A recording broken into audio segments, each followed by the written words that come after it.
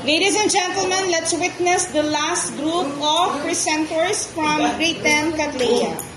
The story of Orpheus and Eurydice. In the heart of ancient Greece, lived a man named Orpheus. His voice, melody from the gods, good charm. Even the princess did, his lyre gifted from the muses, sang tales of love, loss, and eternal cycle of life and death. Orpheus, the gifted musician, found love with a beautiful lady named Eurydice. Their love story a promised future, but fate had other plans. One fateful day, as Eurydice walked on the aisle, a viper unseen struck her stick in her left breast. Eurydice lies motionless. Orpheus rushes to her side, his eyes wide with fear. He crowded her in his arms, his face burned in her pain. Orpheus, heartbroken, holds her lifeless body, his cries echoing through the silent woods. Driven by his fear, Orpheus began. Orpheus journeyed to the underworld. I will not let you go, my love. I will bring you back from the underworld, even if it cost me my own life. Orpheus journeyed to the underworld, a realms of shadows and despair.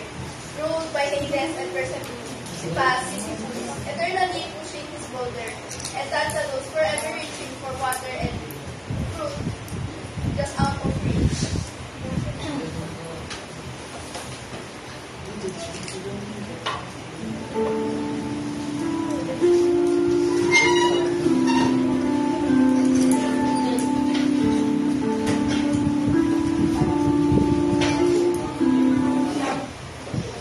What are you doing here?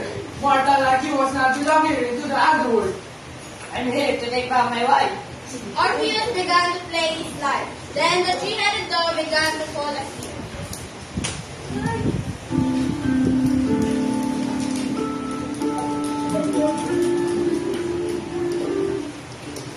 Orpheus began to continue again his journey to go to the kingdom of Hades. Then on the way, he met the Chiron, the ferryman of the underworld. Can I join a ride with you? Going to the underworld? I cannot give you a right to the kingdom of Hades.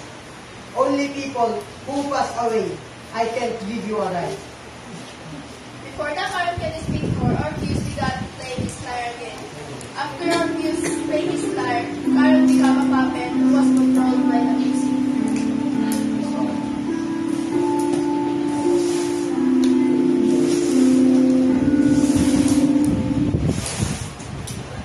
Finally arrived in the kingdom of Hades, Orpheus standing in front of the throne of Hades.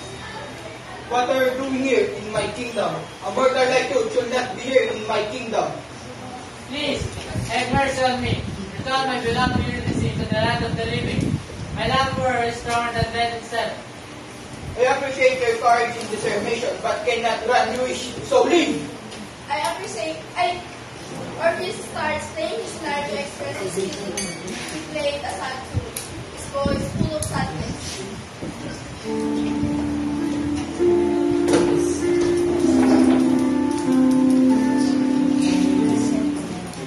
He stood before Hades and Persephone, his music making a spell of sorrow and longing. He pleaded for Eurydice in return. Hades and Persephone were moved by the music Orpheus was playing. Oh, please, my love, have mercy on me. Grant his wish. Hades, moved by Orpheus' plea, agreed to return Eurydice out of the underworld, and he must not look back on her until they reach the sunlight. Your love is indeed powerful, Orpheus, but the underworld is not a place from which easily return. I will grant you one, and you may lead Eurydice back to the living. If you must not look at you until you reach the sunlight. If you break this promise, she will be lost to you forever.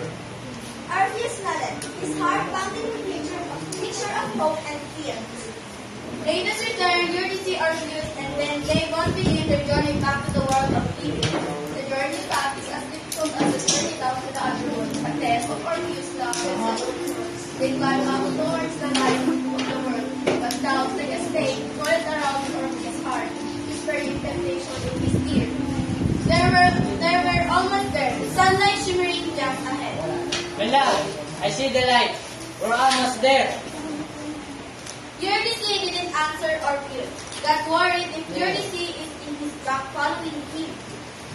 But Orpheus, consumed by doubt and fear, broke his promise to look back. In that instant, Eurydice vanished, swallowed by the shadows. Orpheus, my love! Once more, his heart shattered beyond repair. Orpheus cried out loud. He fell to his knees, his lyre clattering to the ground. The story of Orpheus and Eurydice becomes a popular tale, a testament to our love of devastating consequence of doubt. The music of Orpheus, through filled with sorrow, continues to echo through time, a reminder of love that that was not forgot, but which was lost through a moment of weakness.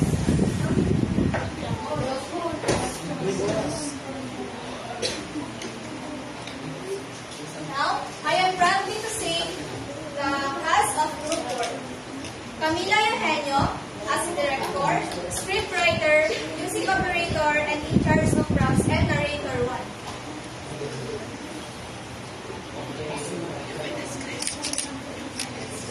Erica Jane Molina as secretary, scriptwriter, and narrator 2, and in charge of props. Yours truly, Ashley Nicole V. Tumamba as a leader, and Eurydice.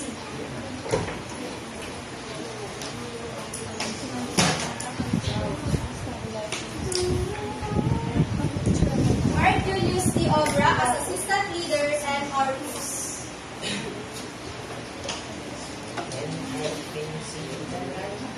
Rose D. Pico as Persephone and narrator 2. Jan Villalobos as Venus.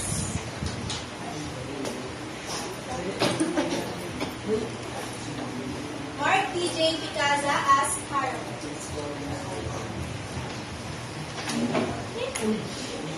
Mark Regan Brospe, Alan De La Cruz, and Roniel Espinosa as the three-headed rose.